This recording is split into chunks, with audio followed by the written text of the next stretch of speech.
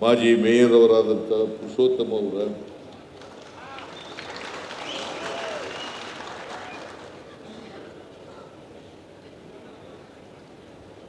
ಇತರೆ ಎಲ್ಲ ಆಹ್ವಾನಿತ ಗಣ್ಯರೇ, ಇಲ್ಲಿ ಆಗಮಿಸಿರ್ತಕ್ಕಂಥ ಆತ್ಮೀಯ ಬಂಧುಗಳೇ, ತಾಯಂದಿರೇ,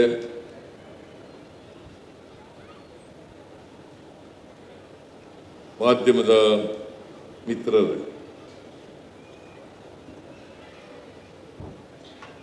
ಇವತ್ತು ಮೈಸೂರು ನಗರದಲ್ಲಿ ಕರ್ನಾಟಕ ರಾಜ್ಯ ಭಿಕ್ಷು ಸಂಘ, ರಾಜ್ಯ ಬೌದ್ಧ ಸಂಘ ಹಾಗೂ ಡಾಕ್ಟರ್ ಅಂಬೇಡ್ಕರ್ ವಾದಿಗಳ ಸಂಘ ಮತ್ತು ವಿಶ್ವ ಮೇತ್ರಿ ಬುದ್ಧ ವಿಹಾರದ ಸಂಯುಕ್ತಾಶ್ರಯದಲ್ಲಿ ಈ ಕಾರ್ಯಕ್ರಮ ನಡೀತಾ ಇದೆ. ನಾನು ಮೊದಲಿಗೆ ಪೂಜ್ಯ ಜ್ಞಾನ ಪ್ರಕಾಶ್ ಅವರಿಗೆ ಮತ್ತು ಪುರುಷೋತ್ತಮ ಅವರಿಗೆ, ಕಾರ್ಯಕ್ರಮದ ರೂವಾರಿಗಳು, ಒಬ್ಬರು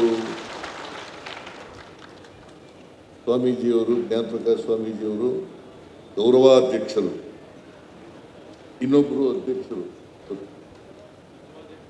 ಅವ್ರಿಗಿಬ್ಬರಿಗೂ ಕೂಡ ನಾನು ಪೂರ್ವಕವಾದಂಥ ಅಭಿನಂದನೆಗಳನ್ನು ಸಲ್ಲಿಸಲಿಕ್ಕೆ ಬಯಸ್ತಾ ಇದ್ದೇನೆ. ಇಂಥ ಒಂದು ಕಾರ್ಯಕ್ರಮವನ್ನು ಮಾಡಿ ಮೈಸೂರು ನಗರದಲ್ಲಿ ಬಹುಶಃ ಇದೇ ಪ್ರಥಮ ಅಂತ ಅನಿಸುತ್ತೆ.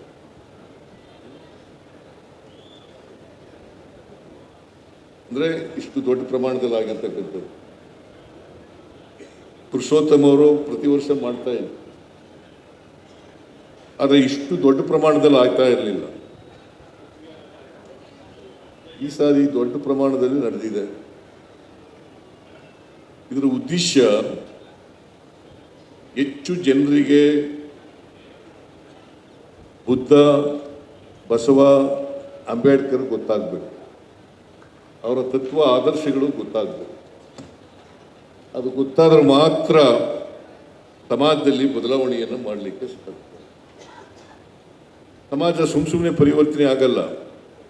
ಯಾಕಂತಂದರೆ ನಮ್ಮ ಸಾಮಾಜಿಕ ವ್ಯವಸ್ಥೆ ಇದೆಯಲ್ಲ, ಇದು ಜಡ್ಡುಗಟ್ಟಿದ ಸಮಾಜ, ಎಡತ್ವದಿಂದ ಕೂಡಿರ್ತಕ್ಕಂಥ ಸಮಾಜ. ಅಷ್ಟು ಸುಲಭವಾಗಿ ಬದಲಾವಣೆ ಆಗಲ್ಲ. ಬುದ್ಧ 2500 ವರ್ಷಗಳ ಹಿಂದೆ ಸಮಾಜವನ್ನು ಬದಲಾವಣೆ ಮಾಡಲಿಕ್ಕೆ, ಜನರನ್ನ ಪ್ರಜ್ಞಾವಂತರನ್ನಾಗಿ ಮಾಡಲಿಕ್ಕೆ ಪ್ರಯತ್ನವನ್ನು ಮಾಡಿದ್ರು. ಅವತ್ತೇ ಬೋಧನೆ ಮಾಡಿದ್ರು, ಅಹಿಂಸೆ, ಸತ್ಯ ಮತ್ತು ಶಾಂತಿ. ಇವನ್ನ ಅವತ್ತೇ ಬೋಧನೆ ಮಾಡಿದ್ರು. ಮತ್ತು ಸಮಾಜದಲ್ಲಿ ಜಾತಿ ರಹಿತವಾದಂಥ, ವರ್ಗರಹಿತವಾದಂಥ ಸಮಾಜ ನಿರ್ಮಾಣ ಆಗಿದೆ. ಬಸವ 12ನೇ ಶತಮಾನದಲ್ಲಿ ಪ್ರಯತ್ನವನ್ನು ಮಾಡಿದ್ರು.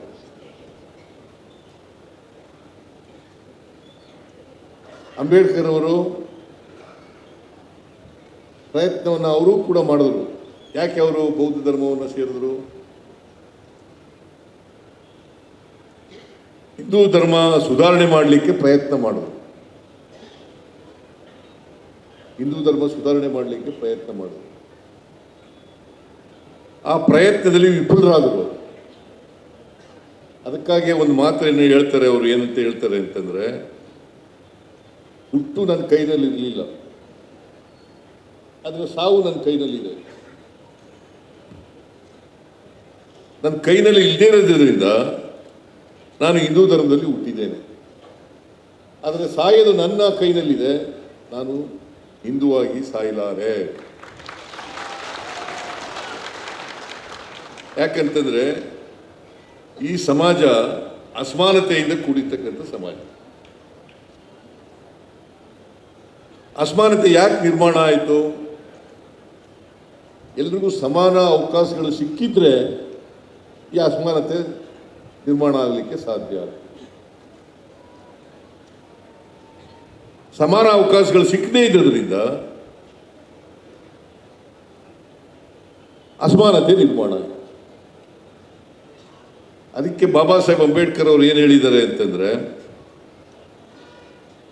ಪ್ರತಿಯೊಬ್ಬರು ಕೂಡ ಆರ್ಥಿಕವಾಗಿ ಸಾಮಾಜಿಕವಾಗಿ ಶಕ್ತಿ ಬಂದಾಗ ಮಾತ್ರ ಸ್ವಾತಂತ್ರ್ಯ ಬಂದದಕ್ಕೆ ಸಾರ್ಥಕ ಆಗ್ತದೆ, ಇಲ್ಲದ್ರೆ ಸಾರ್ಥಕ ಆಗಲ್ಲ.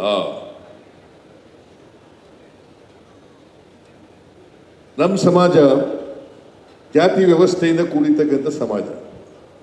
ಭಾರತ ದೇಶದಲ್ಲಿ ಅನೇಕ ಜಾತಿಗಳಿದ್ದಾವೆ, ಅನೇಕ ಧರ್ಮಗಳಿದ್ದಾವೆ. ಅದಕ್ಕೆ ಬಾಬಾ ಸಾಹೇಬ್ ಅಂಬೇಡ್ಕರ್ ಅವರು ಬಹಳ ಸ್ಪಷ್ಟವಾಗಿ ಸಂವಿಧಾನದಲ್ಲಿ ಹೇಳಿದ್ದಾರೆ,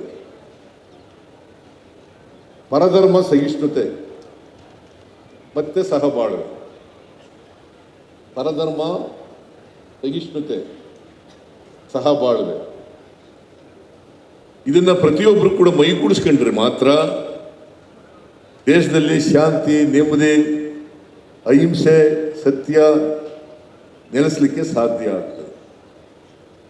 ಇಲ್ಲದೆ ಹೋದ್ರೆ ಸಾಧ್ಯ ಆಗಲ್ಲ. ಎಲ್ಲಿವರೆಗೆ ಅಸಮಾನತೆ, ಅದಕ್ಕೆ ಬಾಬಾ ಸಾಹೇಬ್ ಅಂಬೇಡ್ಕರ್ ಅವರು ಸಂವಿಧಾನ ಸಭೆಯಲ್ಲಿ, ಕಾನ್ಸ್ಟಿಟ್ಯೂಂಟ್ ಅಸೆಂಬ್ಲಿನಲ್ಲಿ ಒಂದು ಮಾತು ಹೇಳಿದ್ದಾರೆ. 1949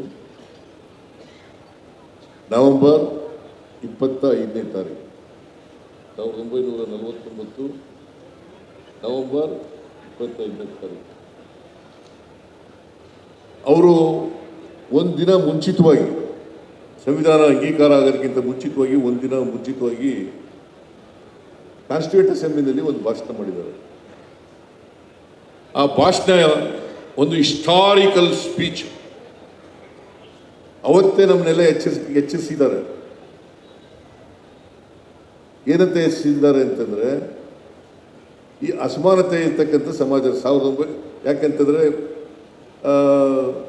ಸಂವಿಧಾನ ಜಾರಿ ಬರೆದ ದಿನ 26 ನವೆಂಬರ್ 26, 1950.